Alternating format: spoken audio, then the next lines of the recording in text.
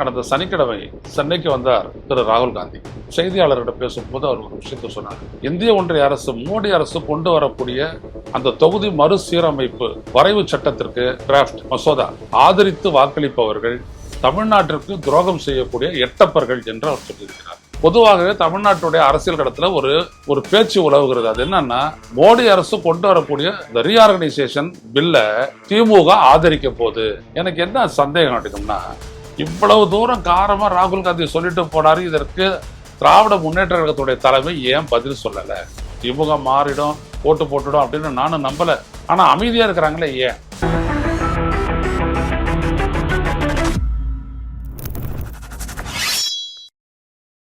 ஓ, அப்ப அந்த mister and Mrs perfect உண்மையிலேயே வர்த்.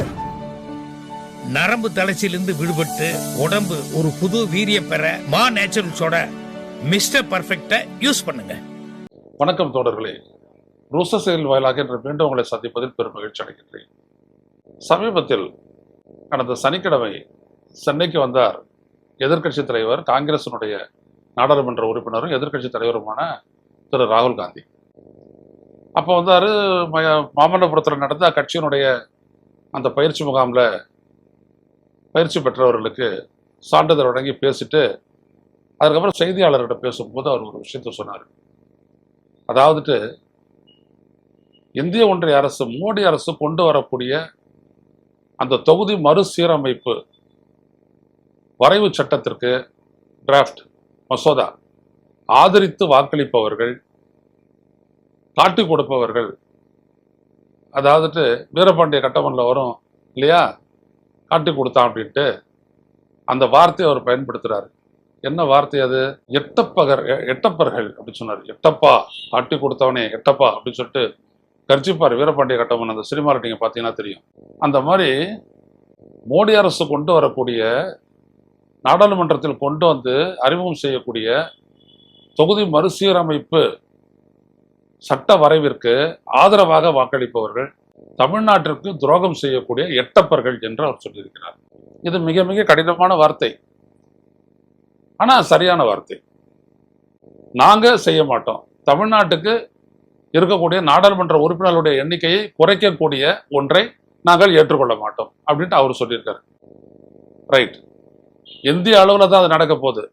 காஷ்மீர்ல இருந்து கன்னியாகுமரி வரக்கூடிய எல்லா தொகுதிகளையும் வந்துட்டு பாப்புலேஷனுக்கு தக்கபடி அது மாற்றி அமைக்கப்படும். அது பண்ணக்கூடியது டீலிமிட்டேஷன் கமிஷன் என்கின்ற தனித்த அமைப்பு, சுதந்திர அமைப்பு. அதற்கு அந்த உரிமை கொடுக்கறதுக்காக தான் நாடாளுமன்றத்தில் இந்த சட்டத்தை நிறைவேற்றணும். அதுல இந்த வார்த்தையை ஏன் ராகுல் காந்தி பயன்படுத்தினார் அப்படின்னா, பொதுவாகவே தமிழ்நாட்டுடைய அரசியல் களத்துல ஒரு பேச்சு உலவுகிறது. அது என்னன்னா, மோடி அரசு கொண்டு வரக்கூடிய இந்த ரீஆர்கனைசேஷன் பில்ல திமுக ஆதரிக்க போகுது. ஏன்னா திமுக கிட்ட 22 பேர் இருக்கிறாங்க. இந்த 22 பேர் ஆதரிச்சாதான் 2/3 வேணும் அந்த மாதிரி பண்றதுக்கு. அந்த 3/2 பெரும்பான்மை 362 தொகுதிகள் வேணும் அப்படின்னோம்னா திமுக ஆதரிக்கணும். திமுக ஆதரிச்சுன்னா கதை முடிஞ்சிச்சு அப்படின்ட்டு. அதுக்காகத்தான் நீங்க ஏகப்பட்ட வேலையை செய்யறாங்கன்னு வச்சுக்கோங்க. உதாரணத்துக்கு நீங்க பாத்தீங்க அப்படின்னோம்னா, திரிணாமுல் காங்கிரஸ்ல இருந்து 20 எம்பிக்களை வாங்கினாங்க பிஜேபி. அப்புறம் சிவசேனால இருந்து ஒரு 6 எம்பிக்களை வாங்கினாங்க. அடுத்தபடியா சமாஜ்வாடி கட்சியை குறி வச்சிருக்கிறாங்க. ஆனா அதுல வந்துட்டு திமுக வந்துட்டு பலியாகி விடும், அது வந்துட்டு ஒத்துப்போக தயாரா இருக்குது பிஜேபியோட அப்படின்ற ஒரு சொல் வந்துட்டு இங்க பரவலா இருக்கிற அந்த நிலையில தான் அதை கலப்பி விட்டதே காங்கிரஸ்காரங்கன்றது எனக்கு தெரியும். அவர் ராகுல் காந்தி என்ன சொல்றாருன்னா, அப்படி நீங்க தொகுதி மறுசீரமைப்பு அந்த மசோதா வரையறை சட்ட வரையறை வரும்போது நீங்க ஆதரிச்சு வாக்களிச்சீங்கன்னா நீங்க எட்டப்பர்கள் ஆவீர்கள் அப்படின்றத சொல்லாம சொல்லித்தான் இப்படி அந்த வார்த்தையை பயன்படுத்துறாரு. ஸோ அவங்களுடைய காங்கிரஸ் கட்சியினுடைய தமிழ்நாடு காங்கிரஸ் கமிட்டியினுடைய தலைவர்கிட்ட, மாணிக்க தாகூர் கிட்ட போயிட்டு சொல்லும் போது, யார் எட்டப்பர்கள்? ஏற்கனவே இருக்கிறவங்க அதிமுக, பிஜேபி, பாமக, அவங்க 3 பேர் தான் அதுக்கு ஆதரவா இருப்பாங்க. மேற்கொண்டு வேற யாராவது எட்டப்பர்கள் இருக்கிறாங்களான்னு வாக்களிச்சோன்னு தான் தெரியும் அப்படின்னு அவர் பேசுறாரு. ஆனா இதனால கடுப்பான திமுக என்ன பண்ணுது அப்படின்னோம்னா, ராகுல் காந்திக்கு எந்த பதிலுமே சொல்லாத இருக்குது. ராகுல் காந்திய பேரை குறிப்பிடாம ஒரு எக்ஸ் தளத்துல ஒரு பதிவு ஒன்றத்தை போடுறாரு. யாரு? மத்திய சென்னை நாடாளுமன்ற திமுக உறுப்பினர் தயாநிதி மாறன். அவர் வந்துட்டு யாரெல்லாம் துரோகிகள் அப்படின்ட்டு ஒரு பட்டியலே ஏற்றாரு. தமிழ்நாட்டுக்கு வந்துட்டு காவிரி பிரச்சனையை பத்தி பேசாத போனவர் யாரோ அவர் தான் வந்துட்டு துரோகி. தமிழ்நாட்டுக்கு வந்துட்டு நீட்டுக்கு எதிராக தமிழ்நாடு இருக்குன்றது தெரிஞ்சும் கூட நீட்டை பத்தி அந்த கருத்து சொல்லாத போனவர் தான் துரோகி.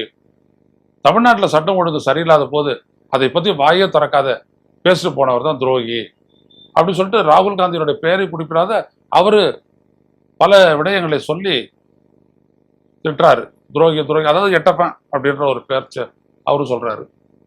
எனக்கு என்ன சந்தேகம் அப்படின்னா, எனக்கு பொதுவாக வராது அரசியல்ல, சந்தேகப்படாத அரசியலையும் பார்க்க முடியாது, அது இன்னொரு கதை.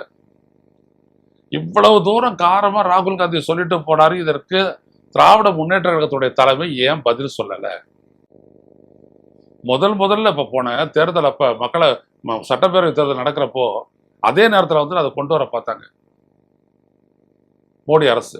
ஏன்னா எல்லாரும் வந்துட்டு அப்ப மேற்கு வங்கத்து தேர்தல், தமிழ்நாடு, புதுச்சேரி, அப்புறம் அஸ்ஸாமு, எல்லா இடத்துலையும் நடக்கிற அந்த 5 மாநில தேர்தலில் பிஸியாக இருந்தாங்க எல்லா எம்பிக்களும்.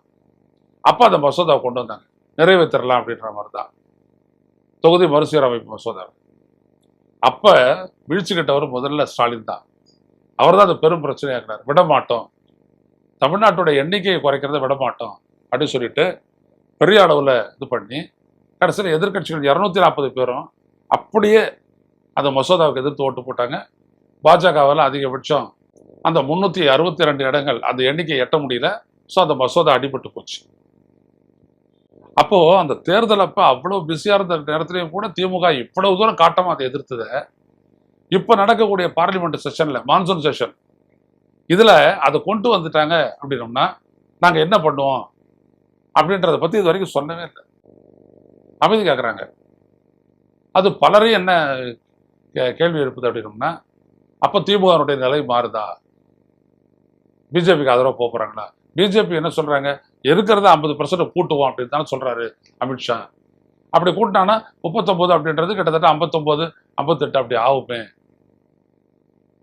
இதுல ஏற்கனவே கிளாரிஃபை பண்ணியிருக்கிறோம், இது எல்லாருக்கும் தெரியும். தொகுதி மறுசீரமைப்பு தொடர்பான ஒப்புதலை தான் நாடாளுமன்றம் தர முடியுமே தவிர, அது எந்த அடிப்படையில் தொகுதி மறுசீரமைப்பு நடக்கணுன்றத டீலிமிட்டேஷன் கமிஷன் தான் முடிவெடுக்கும். அதற்கான ஒரே கிரைட்டீரியன் பாப்புலேஷன் தான். அப்போ மக்கள் தொகையை வச்சுட்டு டீலிமிட்டேஷன் பண்ணாங்க அப்படின்னோம்னா தமிழ்நாட்டுக்கு நிச்சயமா குறையும், உத்தரப்பிரதேசத்துக்கு 2 மடங்கு அதிகரிக்கும். அது யாராலையும் மாற்ற முடியாது. இந்த சட்டத்தை நிறைவேற்றுறதுக்கு பிற்பாடு திமுகவில் ஒன்றும் பண்ண முடியாது. அப்போ வந்துட்டு நீங்க அஷூரன்ஸ் கொடுத்தீங்களா அப்படின்னா கிடையாது, அதில் செல்லாது. டீலிமிட்டேஷன் கமிஷன் இப்படிதான் வேலை செய்யணும், அந்த அடிப்படையில் தான் வேலை செய்யும். அதுக்கு எதிராக கோர்ட்டுக்கும் போக முடியாது. அப்ப திமுக ஏன் இந்த மாதிரி பேச இருக்கு? அப்ப இவங்க வந்துட்டு அமித்ஷா சொல்லக்கூடிய அந்த வார்த்தையை நம்பி மாத்தி ஓட்டு போட போறாங்களா அப்படின்ற கேள்வி எழுதா இல்லையா? அதனால தான் இந்த எட்டப்பன் டாபிக் வந்துட்டு ராகுல் காந்தி பெருசா பேசுறாரு. திமுக மாறிடும், ஓட்டு போட்டுடும் அப்படின்னு நானும் நம்பல. ஆனா அமைதியா இருக்கிறாங்களே ஏன்? அந்த கேள்வி எடுத்துட்டியா? ஏன்னா பிஜேபிக்கு ஆதரவா இவங்களும் ஓட்டு போட்டாங்க அப்படின்னோம்னா அதுக்கப்புறம் திமுக வந்துட்டு இங்க இருக்கிறதுக்கு நியாயமே கிடையாது. அது மக்கள் செல்வாக்கு இழந்துரும். அது அவ்வளவு ஆபத்தானது அது. எனவே ஏன் இவர் அமைதியா இருக்கிறாரு? எதற்காக திமுக தலைமை அமைதியா இருக்கு அப்படின்ற கேள்வி மக்கள் மத்தியில் பெருசாக எழுந்திருக்கிறது. என்ன நடக்கும்ன்றத பொறுத்திருந்து பார்ப்போம். மீண்டும் சந்திப்பு தொடர்களே. நன்றி, வணக்கம்.